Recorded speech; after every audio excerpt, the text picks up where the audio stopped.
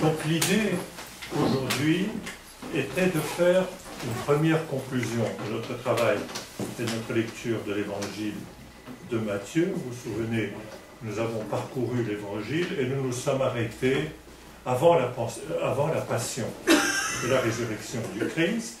Et je me suis dit que c'était intéressant cette fois-ci de prendre cet évangile dans une autre direction. Si on peut dire que nous avons suivi l'évangile dans l'axe du temps, en commençant par la nativité de Jésus et en allant au travers de toute la vie du Christ et en allant jusqu'à la passion du Christ, je me suis dit qu'il était intéressant de prendre une autre dimension, une dimension que je qualifierais d'horizontale et de considérer une dimension importante dans cet évangile, importante dans tous ces évangiles, mais je pense particulièrement important dans cet évangile-ci, c'est la question de la Christologie. La Christologie, c'est l'enseignement sur la deuxième hypostase, l'enseignement sur le Verbe de Dieu, l'enseignement sur le Christ incarné, tel que nous pouvons le lire dans cet évangile. Il est très clair que chacun des évangiles présente une christologie qui a certaines nuances. Il est difficile de comparer, prenons deux extrêmes, la christologie de l'évangile de Marc à la christologie de l'évangile de Jean. Les christologies sont très différemment développées dans ces deux évangiles. Comme nous nous sommes occupés de l'évangile de Matthieu, je me suis dit qu'il était intéressant de considérer cette christologie-là, et il est clair que beaucoup de choses dont je parlerai aujourd'hui, beaucoup de choses ont déjà été évoquées au cours de ces derniers mois. Mais peu importe, ceci vous donnera une autre vision de cet évangile, et je verrai la christologie essentiellement, et je ne suis pas le seul, d'autres beaucoup plus compétents que moi l'ont fait avant moi et le feront certainement après moi, c'est par les divers noms, les diverses dénominations qui sont données à Jésus tout au long de cet évangile. Jésus est appelé tant par l'évangéliste, le rédacteur, que par les disciples, que par la foule, et sans doute par les pharisiens, de manière très différente. Donc les différents acteurs de cet évangile, si on prenait une approche dite narrative, si on prend les différents acteurs de cet évangile, s'adressent à Jésus d'une manière différente, et il est évident que le premier des acteurs de l'évangile, c'est le rédacteur de celui-ci, donc Matthieu, que nous appellerons Matthieu, parle de Jésus et le nomme d'une certaine manière. Il est très clair que le nom « im » en russe est un concept qui est déjà très important, que nous voyons dans l'Ancien Testament, et je ferai un tout petit excursus très très court sur la question du nom « Shem » en hébreu, le nom « N-O-M », tellement important que vous savez, ou peut-être certains de vous savent, qui connaissent l'histoire de la pensée religieuse russe, il y a eu au mont Athos ce qu'on appelle les Immerswavts, les gens, dans les années 1910-1914, des personnes, des moines essentiellement, qui avaient un culte important du nom de Dieu, Immerswavts, culte dont les excès ont été condamnés par le synode de l'Église orthodoxe russe. Je ne m'appesantirai pas là-dessus, c'est une question en soi qui est extrêmement intéressante, qui a été traitée entre autres par le père Serge Bulgakov, mais c'est une question théologique extrêmement complexe, je ne m'y arrêterai pas. Bien, je vais commencer, peut-être comme une introduction, je vais parler de ce qu'on appelle le secret messianique. J'ai attiré votre attention que dans l'évangile de Matthieu, souvent après une déclaration du Christ, après un miracle du Christ. Le Christ enjoint ses apôtres ou ses disciples, il les enjoint de garder le secret de ce qui s'est passé. Bien, ce que je voulais montrer ici, c'est que, et je voulais faire une petite différence entre l'évangile de Matthieu et l'évangile de Marc. Je vais montrer que dans l'évangile de Marc, cette notion de secret messianique est encore plus développée que dans l'évangile de Matthieu. On va lire vraiment les deux premiers versets de l'évangile de Marc et nous verrons ce que Marc dit de l'identité de Jésus. Il dit « Commencement de l'évangile de Jésus-Christ, Fils de Dieu ». Donc nous voyons déjà ici trois noms de Jésus, Jésus, Christ et Fils de Dieu.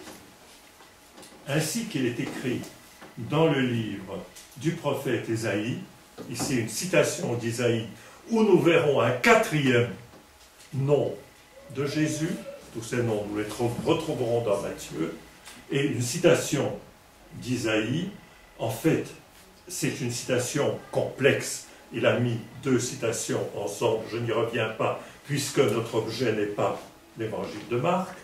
Voici, j'envoie mon messager en avant de toi pour préparer ton chemin, allusion que vous avez tous compris à Jean-Baptiste. Une voix crie dans le désert, préparez le chemin du Seigneur. Encore un nom qui est attribué à Jésus, Seigneur, en grec kurios, qui est attribué à Jésus. On pourrait dire que cette introduction constitue pour le lecteur, pour nous tous, une espèce d'aparté. Le rédacteur de l'Évangile nous dit déjà, d'un coup, tous les noms. Il nous dit à nous, le lecteur, j'ai toujours parlé du lecteur intelligent, il dit au lecteur intelligent, Jésus est le Fils de Dieu. Il le dit tout de suite. Il est Christ, Fils de Dieu, il prêche la bonne nouvelle. Il est Seigneur. Si on voit un autre passage de Marc 1, verset 23, c'est Jésus manifeste son autorité à la synagogue de Capharnaüm. Justement, il y avait dans leur synagogue un homme possédé d'un esprit impur. Il s'écria, « Que nous veux-tu, Jésus de Nazareth? Tu es venu pour nous perdre. Je sais qui tu es, le Saint de Dieu. » Donc, c'est l'homme qui parle, mais en fait, c'est le démon qui est en lui et qui qualifie Jésus encore d'un autre nom, le Saint de Dieu.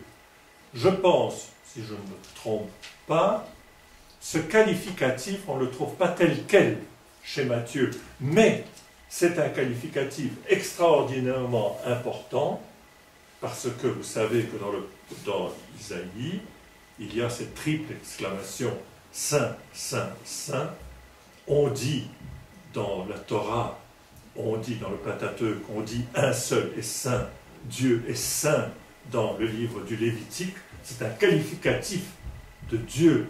Dieu est saint et nous-mêmes, nous chantons pendant l'anaphore avant la consécration, Saint, Saint, Saint, nous reprenons cela, cette qualification de Dieu. Et ici, nous voyons le démon qui est emprisonné dans le possédé, qui dit « Jésus de Nazareth, tu es venu pour nous perdre, je sais qui tu es, le Saint de Dieu. » Jésus lui commanda sévèrement « Tais-toi et sors de cet homme. » Voilà un exemple du secret messianique. C'est un mot qui est surtout utilisé dans l'évangile de Marc. Les gens qui sont occupés de Marc ont beaucoup insisté là-dessus. Vous voyez, Jésus dit au démon qu'il l'a reconnu, alors que les apôtres, surtout chez Marc, mais également dans l'évangile de Matthieu et ailleurs, eux, ils sont perdus. Ils ne reconnaissent pas tout de suite. Ici, le démon a tout de suite vu. Il a devant lui le Saint de Dieu. Et Jésus dit, tais-toi. C'est une injonction. Cette identité est perçue par les démons, elle est perçue d'ailleurs en d'autres endroits de l'évangile de Marc. J'en donne un exemple pour ne pas être trop long. Et Jésus lui impose le silence. Mais cette qualité de Jésus, elle échappe aux hommes. Et on pourrait dire que le lecteur, nous autres, nous conservons une espèce de longueur d'avance par rapport aux disciples qui ne reconnaissent la messianité de Jésus que par la bouche de Pierre à Césarée. Donc nous, les lecteurs, qui lisons ceci, qui comprenons, nous comprenons plutôt que les disciples qui vivaient avec Jésus. Nous comprenons plutôt qu'il est le Messie. Lisons Marc 8, 29. Vous retrouverez des mots semblables, mais pas les mêmes, que ceux qu'on trouve dans la déclaration de Pierre à Césarée. C'est à Césarée qu'elle a eu lieu. 8, 29. Qui suis-je au dire des hommes? Ils lui dirent Jean le Baptiste, pour d'autres Élie. C'est la même chose, vous vous souvenez qu'il y a confusion entre Jésus et Élie et Jean-Baptiste, encore un thème qui est bien connu dans l'évangile de Matthieu. Et lui leur demandait, et vous, que dites-vous que je suis? Prenant la parole, Pierre lui répond, tu es le Christ, un nom de Dieu, un nom de Jésus, tu es le Christ. Tout de suite, vous reconnaissez, vous souvenez ce dont on a parlé, Pierre, dans l'évangile de Matthieu, a dit plus. Il dit, tu es le Christ, le Fils du Dieu vivant. Donc on a deux choses différentes. Pierre dit quelque chose de plus. En Matthieu, maintenant, donc j'ai dit quelques mots sur Marc, en Matthieu, dès l'introduction par le livre de, c'est Biblos Genesos en grec, je vais voir la traduction, le livre des origines ici de Jésus, on découvre les caractéristiques de l'identité de Jésus. Il est le Christ, fils de David et fils d'Abraham. C'est dit, tout de suite, c'est dit. Mais, il y a une chose amusante, je pense qu'on l'a dit sous une autre forme, la génération masculine est interrompue en 1, verset 16. On a une génération masculine, et puis tout à coup, en 1, 16, Jacob engendra Joseph, tout va bien, l'époux de Marie, ça va encore, de laquelle est né Jésus, que l'on appelle Christ. Il y a une interruption d'une généalogie purement masculine et qui tout à coup switch dans l'introduction d'une femme. Pas l'introduction d'une femme, parce que plus tôt dans la généalogie, vous vous souvenez, il y a l'introduction de femmes, Tamar, Ruth, et nous avons parlé des caractéristiques de ces figures féminines dans la généalogie, je n'y reviens pas, mais ici, nous avons une femme qui a un rôle tout à fait particulier dans cette généalogie.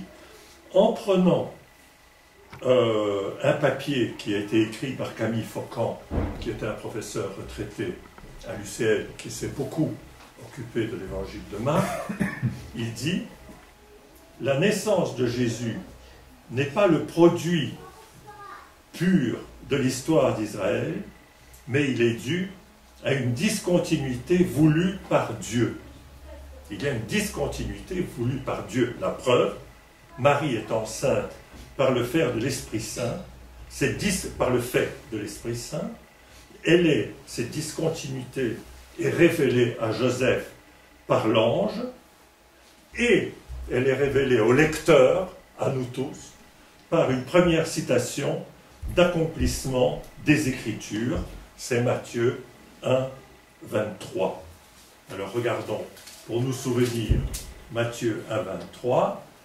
« Voici que la Vierge concevra et enfantera un fils, auquel on donnera le nom d'Emmanuel, ce qui se traduit « Dieu est avec nous ». Remarquez un fils auquel on donnera le nom d'Emmanuel. On donnera, tandis qu'à la fin, dans la même péricope, mais il ne la connut pas jusqu'à ce qu'elle lui enfantait un fils, auquel il donna, Joseph, le nom de Jésus. Encore une fois, je ne vais pas m'apesantir là-dessus, mais il est clair, pour les personnes qui s'occupent de l'exégèse, ils remarquent ce genre de choses et ils en font certaines déductions. Il est clair que Jésus accomplit les promesses de l'Ancien Testament, et nous voyons toute cette généalogie, mais, comme dit Theissen, qui est un bon historien du premier siècle, des premiers chrétiens de l'Église primitive, un Allemand, outre les attentes juives, les attentes des païens s'accomplissent elles aussi. Il ne faut pas seulement voir dans Jésus un accomplissement de l'attente des Juifs. On peut le voir dans le récit de la venue des mages, qui viennent de loin, qui voient l'étoile, et on peut dire qu'ils ont été mus par une certaine attente, parce que ce n'est pas en regardant une étoile qu'on va se mettre en marche, on va faire une caravane d'Arabie ou Dieu sait où. On peut dire, on peut imaginer qu'il y a chez les païens aussi une attente. Bon, vous savez des choses tout à fait élémentaires. Vous vous souvenez que dans Virgile, dans une des églogues, mais là je ne me souviens plus, il y a ces mots, un fils qui naîtra d'une vierge, etc. Il y avait ce genre de choses. Alors on peut dire que ce sont des mythes qui ont été inventés de tout temps, on peut le dire, mais on peut dire également on peut imaginer également qu'il y avait une certaine attente dans les milieux païens. D'ailleurs, ils sont guidés par un astre qui est promis dans le dernier oracle de Balaam, dans les nombres. On parle d'un astre qui va venir, dont l'interprétation messianique a vu une prédiction de l'arrivée du Messie.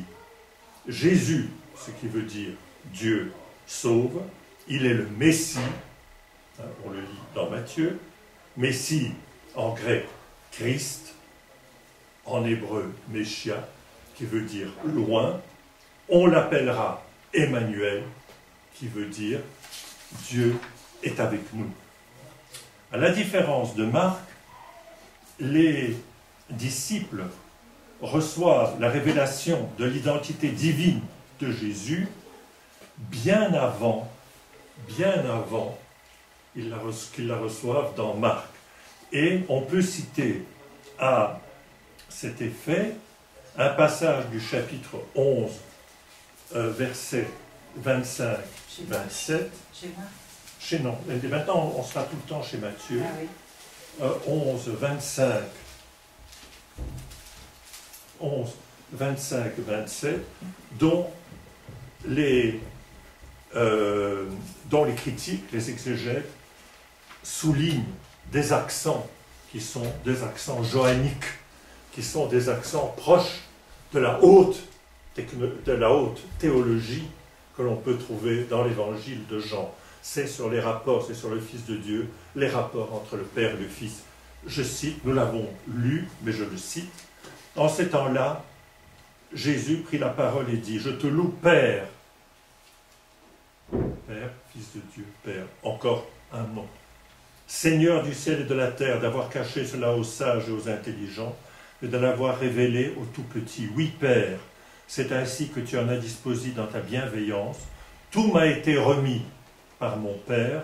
Nul ne connaît le Fils si ce n'est le Père, et nul ne connaît le Père si ce n'est le Fils, et celui à qui le Fils veut bien le révéler.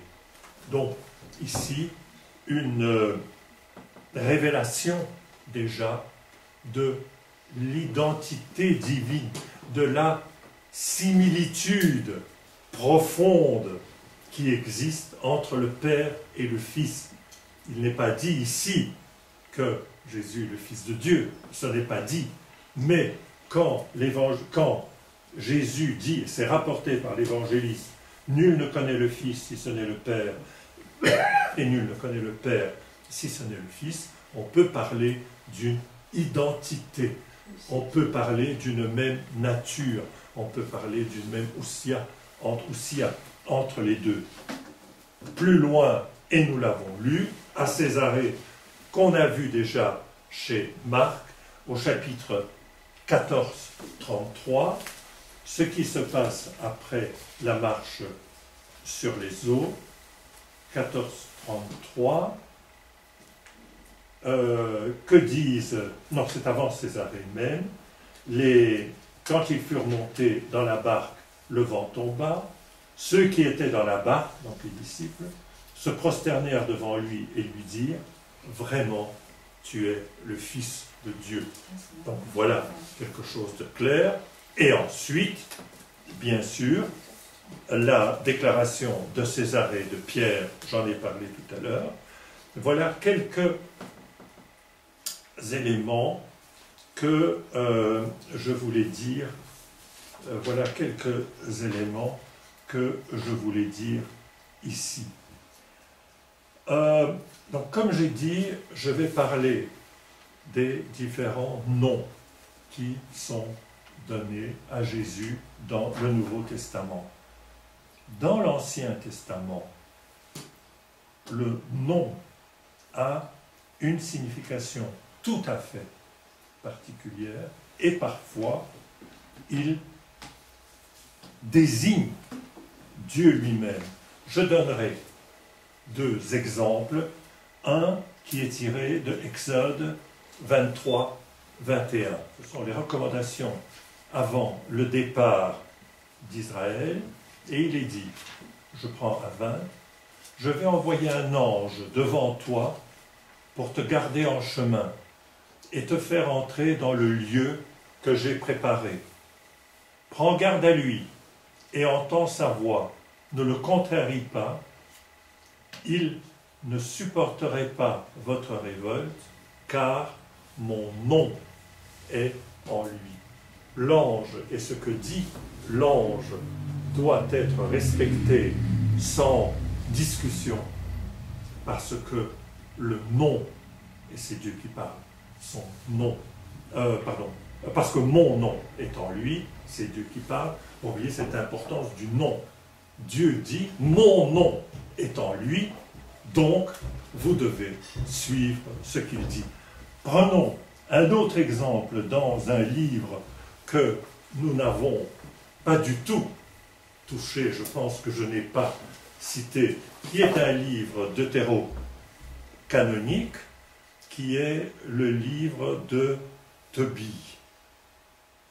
Un livre deutéro-canonique qui vaut la peine d'être lu, parce que qui n'est pas dans le canon de l'Ancien Testament tel qu'il est connu dans la Bible juive. Dans la Bible juive, comme d'autres livres, par exemple, comme je vais donner d'autres exemples, Esther grecque, Judith, le Siracide, etc., sont des livres qui ne sont pas repris dans le canon juif. Donc si vous prenez la Bible de Stuttgart, la Bible de référence en hébreu, ils ne sont pas dedans, tandis qu'ils sont dans la Septante. Et sur les livres deutérocanoniques, le rapport par rapport aux livres deutérocanoniques est différent entre les confessions chrétiennes. Je ne vais pas entrer là-dedans non plus, mais on les considère... Mais on les trouve dans les Bibles. Oui, mais ils sont différents. Mais prenons le livre de Tobie, oui, c'est un livre intéressant, 8.5. Tobias dit « Béni soit Dieu de nos pères », c'est une chose classique, mais après « Béni soit ton nom dans toutes les générations à venir ». Béni soit ton nom. Pourquoi faut-il bénir un nom? Et simplement, je me permets de vous rappeler, qu'est-ce que nous disons à la fin de la liturgie qui n'est pas fort différent. Budi ima Gospodnie, błogosławienna atmenie i da wieka. Bon, et ici, il est dit, béni soit ton nom dans toutes les générations à venir. C'est fort proche. Donc, ce que je voulais montrer, c'est que c'est fort proche et il y a cette notion importante du nom de Dieu. Alors, en allant un petit peu plus loin, on pourrait dire que le nom de Dieu est certainement quelque chose qui n'est pas une hypostase de Dieu. Nous ne dirons pas qu'il y ait une quatrième, surtout pas, qu'il y ait une quatrième hypostase de Dieu, qui est le nom de Dieu, mais nous pourrions dire que le nom de Dieu, qui est quelque chose qui est commun aux trois hypostases, nous pourrons dire qu'on pourrait rapprocher cela, et je parle en étant très très prudent, parce qu'on tombe dans la haute théologie, on pourrait rapprocher cela de la nature de la Ousia, de Dieu, le nom de Dieu. Parce que vous voyez que dans l'Ancien Testament, il est dit clairement, béni soit ton nom dans toutes les générations. Dans le Nouveau Testament, il est difficile de parler d'une christologie du nom de Dieu, mais via certaines citations que l'on peut trouver dans les épîtres, et en particulier dans leur épître aux Romains, où une citation de Joël, où il y a le nom de Dieu, mais peut-être chez Jean. Alors, prenons 2 versets de Jean, 12-28, sur le nom. Prenons Jean 12-28.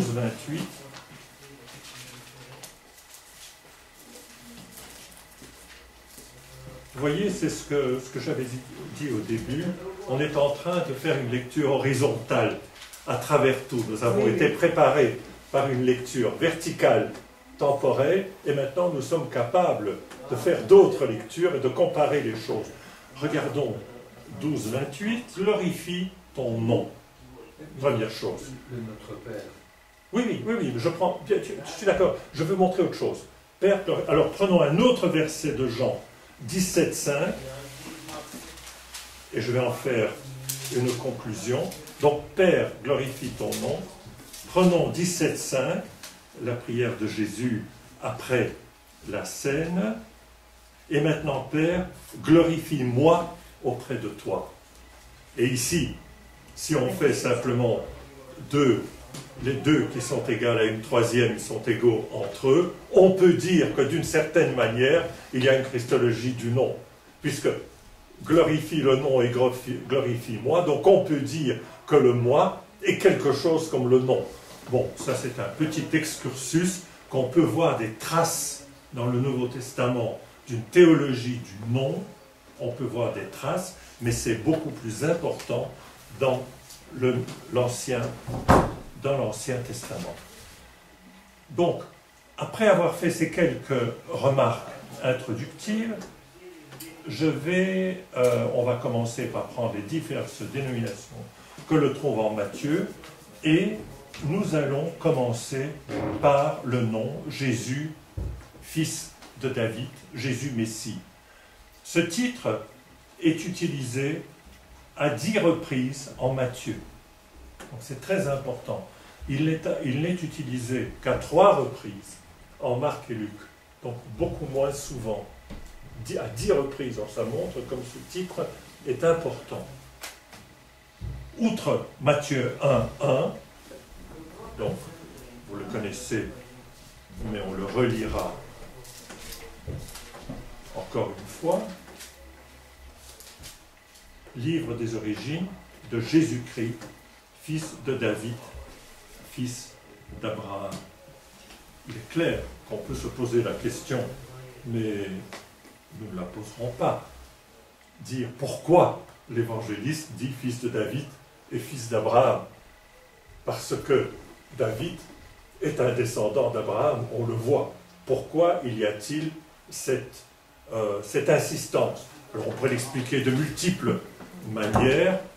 On sait que non seulement David a eu des promesses, mais Abraham a aussi eu des promesses, et c'est peut-être pour montrer que Jésus est le résultat, d'une certaine manière, de certaines promesses qui ont été faites par Dieu. On trouve ce titre populaire du Messie, on le trouve dans la bouche des aveugles guéris, dans celle de la Cananéenne, dans celle des aveugles de Jéricho, ainsi que dans les clameurs des foules qui marchaient devant lui et le suivaient lors de son entrée à Jérusalem. Alors là-dessus, il est intéressant de dire, prenons comme exemple une péricope, la péricope en Matthieu 9, de la guérison des 2 aveugles. 27. L'appel des aveugles.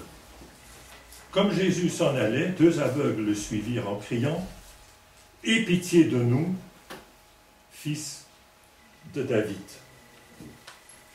Donc, vous voyez, les aveugles l'appellent et l'appellent comme fils de David. Maintenant, regardons la péricope qui suit. La guérison d'un possédé muet. Nous sommes en 9:32, la péricope qui suit. À la suite, il y a celle du possédé muet. Alors bien clairement, le muet ne peut pas crier « Fils de David, sauve-moi ». Mais, comment cela suit? Le démon chassé, le muet se mit à parler.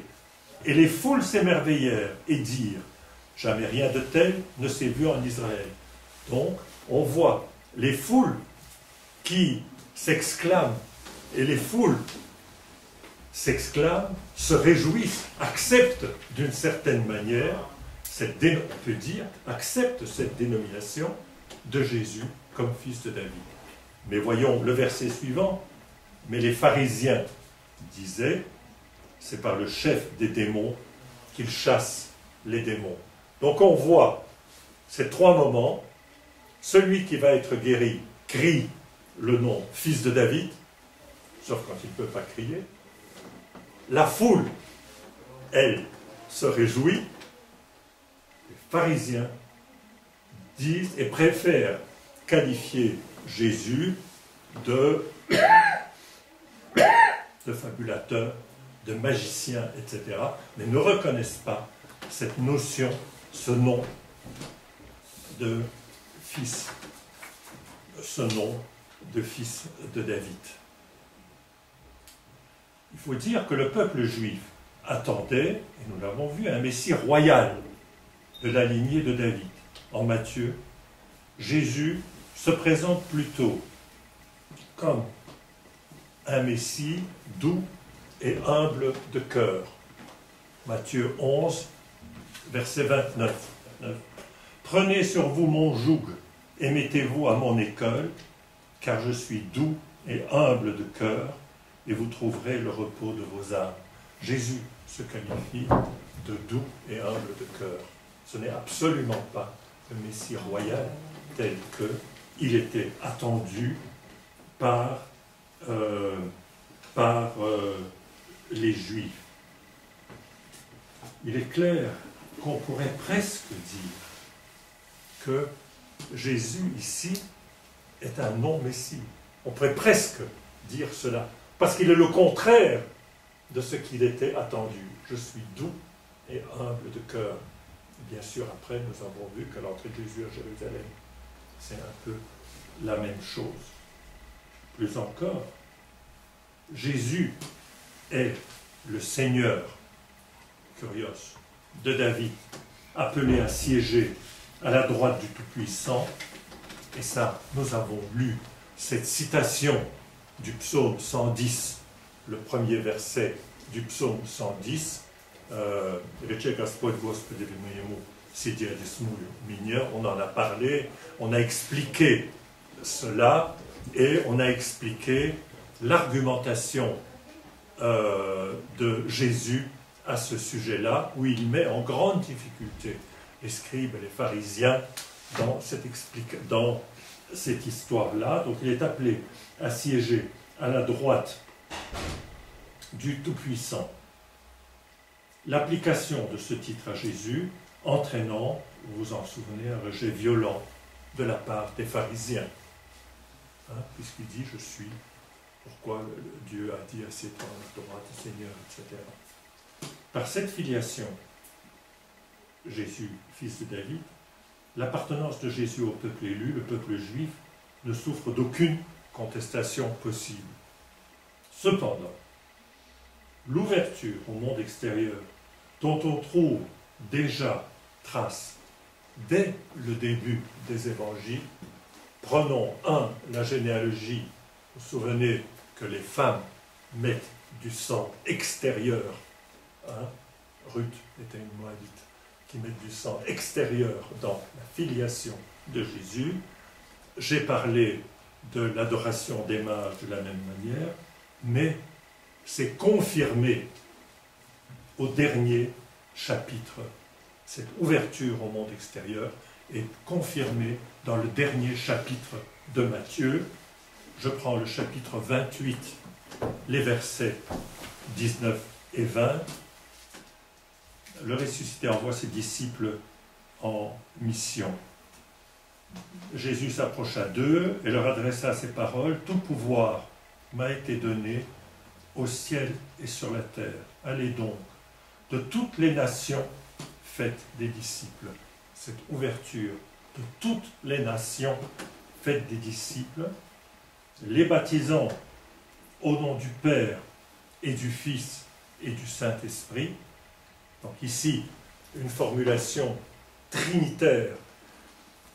Certains auteurs, je vais être encore une fois très très prudent ici, certains auteurs pensent que c'est un ajout postérieur, parce que ça ressemble trop aux formules du baptême. Mais c'est dedans, donc nous le prenons comme tel, mais j'ai voulu faire cette remarque. Leur apprenant à garder tout ce que je vous ai prescrit. Alors, gardez ceci en mémoire. Jésus dit, leur appartenant à garder tout ce que je vous ai prescrit. Je montrerai plus tard qu'on pourrait dire qu'on peut trouver une espèce d'antinomie entre le chapitre 5, où Jésus dit la relation de Jésus par rapport à la loi. Ici, Jésus ne dit pas ne gardez pas la loi, même en l'accomplissant. Jésus dit gardez ce que je vous ai prescrit. Donc on voit, je reviens à mon sujet, on voit que Jésus, il y a non seulement son appartenance au peuple juif est claire et sans discussion, mais dès le début et à la fin, on voit une ouverture. Et encore en reprenant ce que Camille Faucon disait, et c'est dans un papier qu'il a présenté aux Journées théologiques de Louvain il y a quelques années, qui était consacré à Matthieu, Camille Faucon disait « Il est important dans tout livre, mais surtout dans le livre, il est important toujours de regarder les premiers mots et les derniers mots qui encadrent quelque chose, qui font une espèce, comme disent les exégètes, une espèce d'inclusion. Tout est là-dedans. Tout est là-dedans. C'est oui, c'est ça. Donc, le livre est pris là-dedans. Jésus est juif, complètement juif, super juif, mais en même temps, depuis le début et à la fin, il y a cette ouverture au monde total. Ce titre n'est pas isolé. Le titre... Oui, on y arrivera. Ce titre n'est pas isolé dans le récit. Il est associé à celui de Seigneur et de Fils de l'homme. Voilà deux nouveaux titres. Donc Jésus Seigneur, Jésus Kurios. On trouve en Matthieu de multiples occurrences de ce titre dans la bouche des disciples. Je donne un exemple, chapitre 7, 21-22. Il ne suffit pas de me dire « Seigneur, Seigneur » pour entrer dans le royaume des cieux. Donc Jésus s'adresse à lui-même, dit « Vous ne devez pas me dire simplement Seigneur ». Donc il accepte qu'on le nomme Seigneur, mais il dit « Ça ne suffit pas ». Idem, en 8-25, dans la bouche des disciples, après la tempête, 8-25, voilà, ils s'approchèrent et le réveillèrent en disant « Seigneur, au secours, nous périssons ». Donc on voit ce nom de Seigneur. Idem, en 26-22, lors de l'annonce de la trahison. Chez Jean, il est associé à Dieu dans la bouche de Thomas. Jean 20, 28, c'est un dimanche après Pâques. Jésus dit « La paix soit avec vous ». Ensuite, il dit à Thomas « Avance ton doigt ici et regarde mes mains. Avance ta main et enfonce-le dans mon côté. Cesse d'être incrédule et deviens un homme de foi. » Thomas lui répondit « Mon Seigneur et mon Dieu ». Donc c'est deux dénominations, mais déjà, Thomas, dans la bouche de Jean, et j'ai parlé de la haute christologie de Jean, Thomas dit non seulement mon Seigneur, mais mon Dieu. Donc lui a, d'après le texte, il a vraiment compris, ce ne sont plus des périphrases ou des choses pareilles, Fils de Dieu, etc. C'est clairement mon Seigneur et mon Dieu. Ce nom-là est utilisé par les disciples, il n'est jamais utilisé par les opposants de Jésus qui préfèrent utiliser le mot maître, par exemple, et s'adressent à Jésus comme rabbi. Ils ne le reconnaissent pas comme Seigneur, Seigneur étant dans l'Ancien Testament, Kurios, étant une traduction du tétragramme qu'on cite, on pourrait prononcer Yahvé, donc Y-H-W-H. Il est clair que les opposants de Jésus ne le qualifieront pas de ce nom-là, bien les disciples disent Seigneur. Kurios, c'est vraiment un attribut de la divinité qui est très souvent employé chez Jean également, parce que c'est un nom très très important. C'est vrai que Kurios peut avoir une signification beaucoup plus normale en grec aujourd'hui. En grec aujourd'hui, Kurios veut dire simplement monsieur. Mais il est clair que dans le psaume 110, il a une exception là, il a une exception beaucoup plus haute. Continuons avec d'autres noms de Jésus et prenons un nom qui est extrêmement compliqué, c'est Jésus, Fils de l'homme. Alors, ce titre n'est utilisé dans le Nouveau Testament que dans les évangiles, dans les synoptiques ou en Jean. Ce n'est pas tout à fait vrai. On le trouve une fois dans un autre texte, ceux qui connaissent la Bible le savent sans doute, c'est dans la vision d'Étienne, en Actes 8, 56. Étienne était le premier des diacres qui ont été institués par les apôtres peu après l'ascension du Christ. Prenons le livre des Actes 8, 56. Il y a la longue vision d'Étienne. Il a été lapidé. 7,56. Pardon, 7,56. Donc, Étienne fait un très très grand discours, etc. Ces paroles, en 54, ces paroles les exacerbèrent. Ces paroles les exacerbèrent et il grinçait des dents contre Étienne. Mais lui, rempli d'Esprit Saint, fixait le ciel, il vit la gloire de Dieu et Jésus debout à la droite de Dieu. Intéressant, Jésus debout à la droite de Dieu. En général, on dit Jésus assis à la droite de Dieu. Je n'avais pas remarqué cela. Sidi adis noumini, en 110, c'est Sidi dans la traduction slavonne. 56. Voici, dit-il, que je contemple les cieux ouverts et le Fils de l'homme debout à la droite de Dieu. Ceci est encore plus intéressant, parce qu'en faisant deux quantités égales à une même troisième sont égales entre elles, on voit que il dit d'abord en 55, Jésus debout à la droite de Dieu. Ensuite, il dit le Fils de l'homme debout à la droite de Dieu. Donc on voit bien que pour Étienne et pour nous, Jésus, Fils de l'homme, est bien une dénomination de Jésus. On le savait, mais c'est bien de voir une confirmation de ce que nous savions. Alors, il y a au moins deux sens à cette appellation.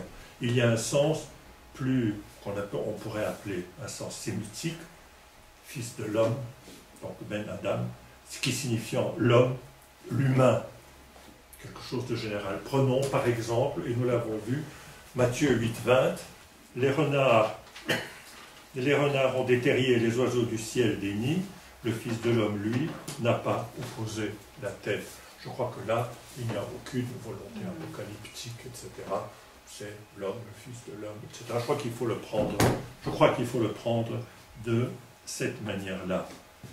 On retrouve ce nom une centaine de fois, le prophète Ézéchiel.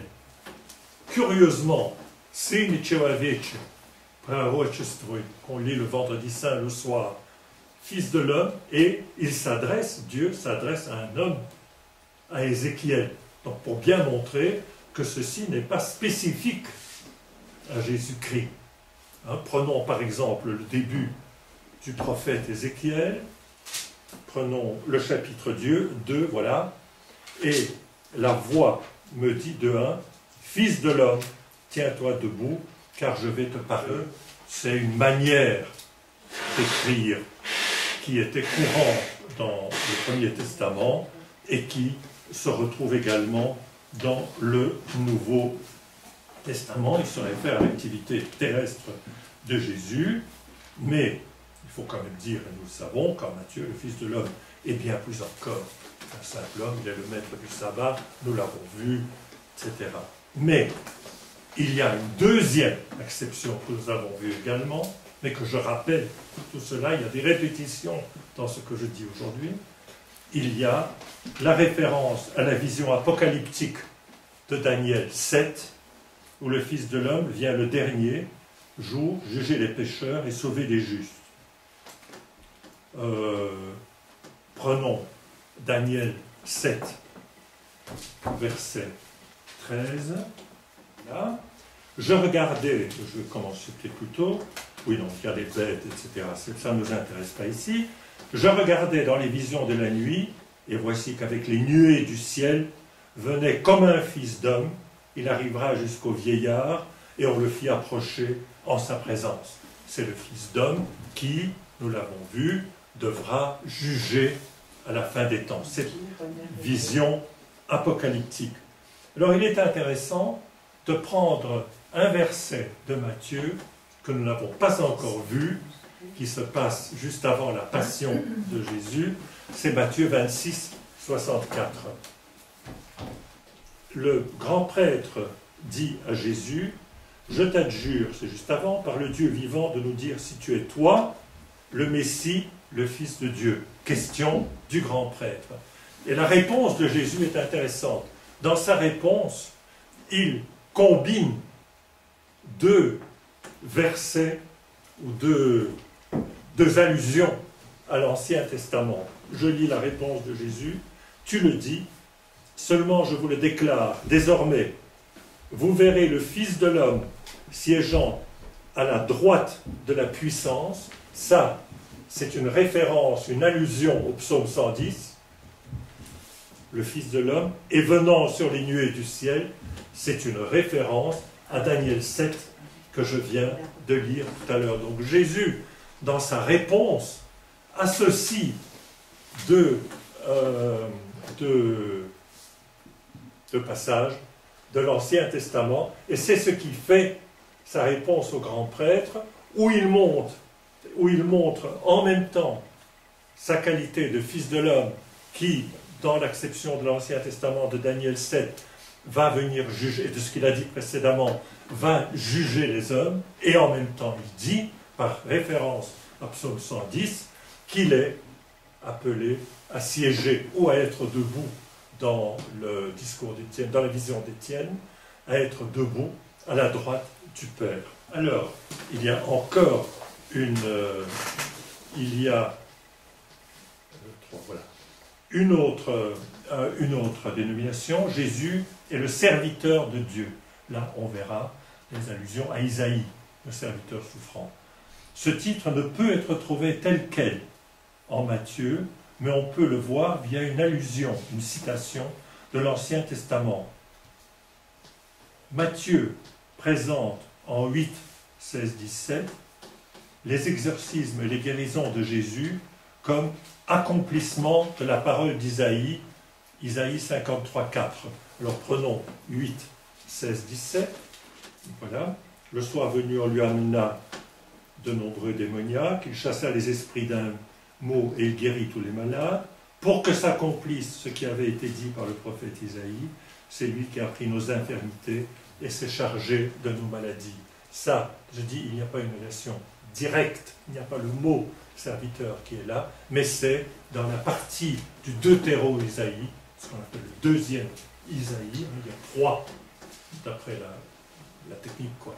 On parle de trois Isaïe, c'est le deuxième Isaïe, et c'est repris, c'est une citation, Isaïe 53, du chant du serviteur.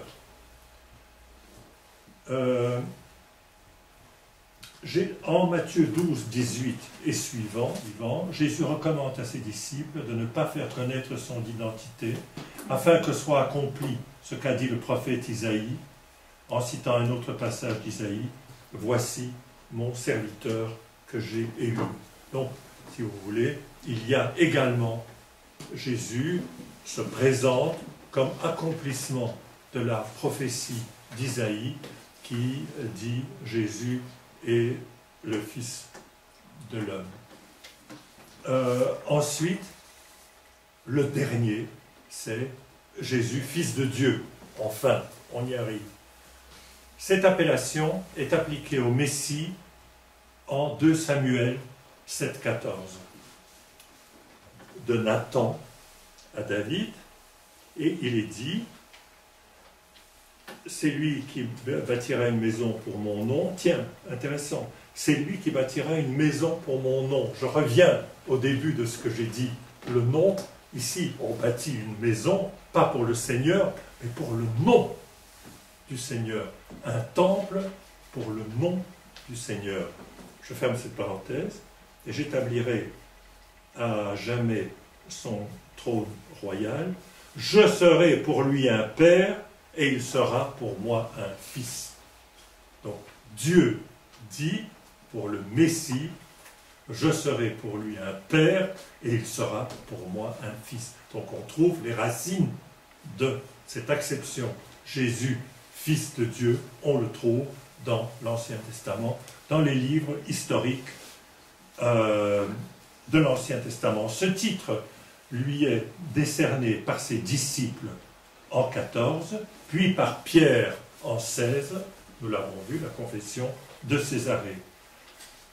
Ce titre lui est attribué par le Père l'heure du baptême dans le Jourdain, déjà bien avant.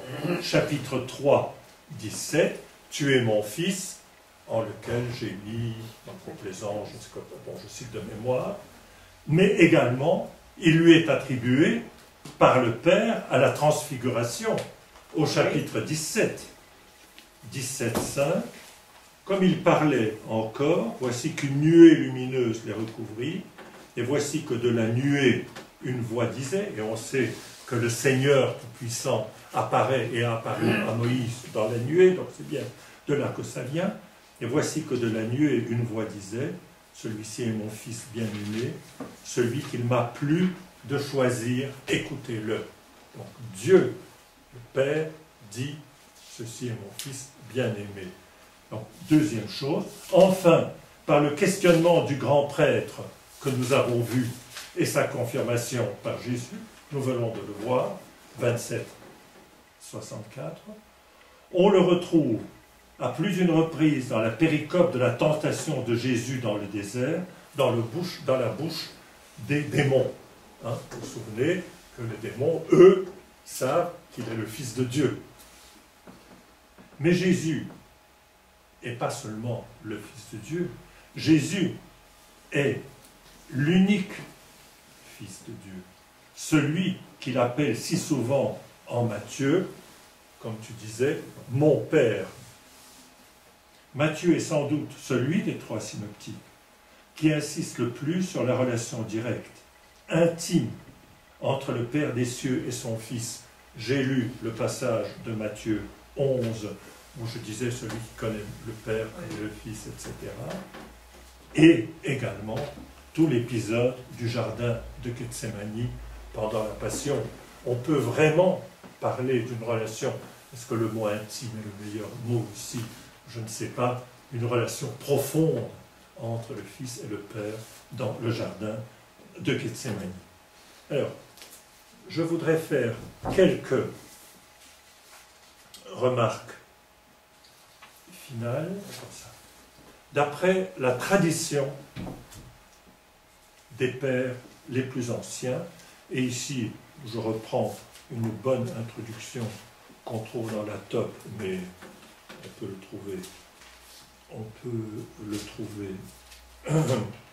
le trouver ailleurs. Pour les anciens pères, la chose était simple.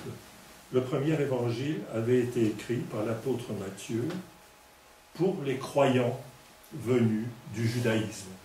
Il cite Origène. Hein, donc Origène, fin du XIIIe siècle. Donc il cite Origène. Un grand nombre le pense encore, bien que la critique moderne soit plus attentive à la complexité du problème. Première chose.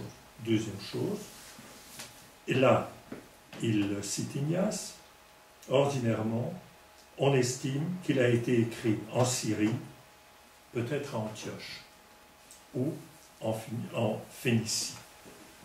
Troisièmement, il a été écrit suivant les plus anciennes traditions ecclésiastiques par Papias, évêque d'Hiérapolis, première moitié du IIe siècle. Il l'attribue à l'apôtre Matthieu Lévi. Voilà la tradition sur l'évangile de Matthieu.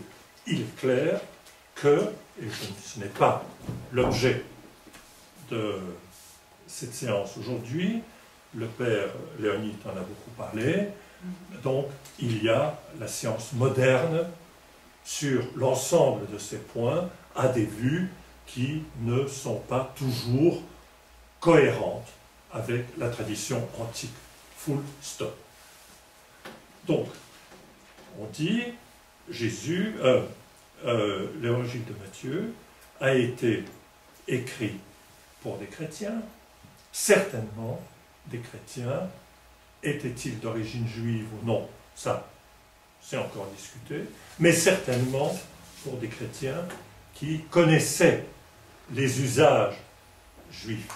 Ce n'est pas pour rien que, et nous l'avons vu, Jésus parle de l'observance du sabbat, Jésus parle des traditions de pureté des traditions de pureté des Juifs.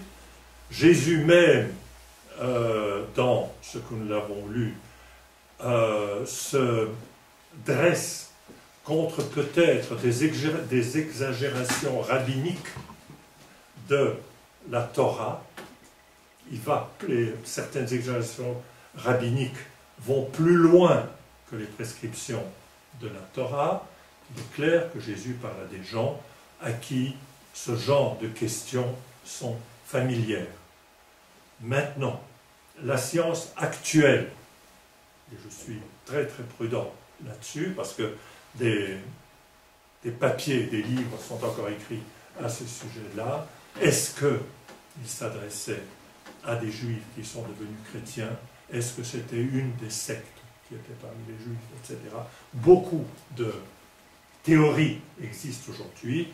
J'ai dit, et je n'irai pas plus loin, j'ai dit la tradition classique des pères et celle que j'ai dite tout à l'heure. Pour Matthieu, Jésus est un être divin depuis le début, du fait de sa conception par le Saint-Esprit et sa naissance virginale. Ceci est confirmé lors de son baptême. Ceci est mon Fils bien-aimé, confirmé par la reconnaissance des disciples après la tempête. Jésus doit sa dignité terrestre grâce à l'agir de Dieu. Tout pouvoir m'a été donné au ciel et sur la terre. Il faut savoir également, quand on parle de l'agir de Dieu, je n'ai pas écrit cela, mais j'y pense maintenant. Très souvent, on trouve dans les évangiles Jésus un passif. Jésus a été ressuscité. Très souvent, un mot passif. Bon, vous savez tous ce que c'est un passif. Ce n'est pas Jésus est ressuscité. Très souvent, on trouve Jésus a été ressuscité a été rendu à la vie. Je pense à la première de Pierre, zoo poieteis. Poieteis, avec une mauvaise prononciation, c'est un passif, a été amené à la vie. Jésus est ce qu'il est par la puissance du Père. Je ne vais pas plus loin ici parce on arrive de nouveau dans des questions.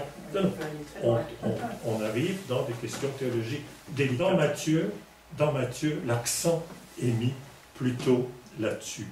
Jésus est, oui, tout pouvoir m'a été donné au ciel. M'a été donné par qui? Par le Père. C'est pas j'ai tout le pouvoir. Tout le pouvoir m'a été donné. Donc, il y a un passif qui est là. Jésus est l'accomplissement de l'attente du Messie promis par l'Écriture, mais Jésus est un roi humble, il est doux et humble de cœur. Jésus, que je l'ai dit, est presque à ce sujet-là un non-Messie. Le programme de Jésus n'est pas de remplacer, mais d'accomplir la loi et les prophètes. Les chrétiens doivent être les représentants d'une interprétation meilleure de la Torah. Ils doivent pratiquer une justice meilleure par rapport aux Juifs et aux païens. On peut même parler ici d'une morale aristocratique. Ils doivent rechercher le meilleur. Ils doivent être parfaits. Donc on est loin ici d'un rejet de la loi. Ce n'est pas la Torah qui est surpassée, mais son accomplissement qui est demandé, le double commandement de l'amour constituant la clé herméneutique fondamentale. Nous avons dit que c'est remplir la Torah, accomplir la Torah. Comment? Il faut le comprendre dans la double commandement de l'amour qui en Matthieu est joint, aimer Dieu et aimer le prochain chez Matthieu ayant un sens différent de celui qui est écrit dans le Lévitique. Alors pour terminer, les titres conférés à Jésus, la relation de son action montre que l'autorité de celui-ci excède celle de Moïse et de la Torah. S'il est prématuré d'affirmer qu'en Matthieu la théologie adopte les formules consacrées dans le credo du IVe siècle, il importe de noter que la citation de la formulation trinitaire à la fin de l'Évangile constitue un pas important dans cette direction. Voilà, je vous remercie pour votre attention.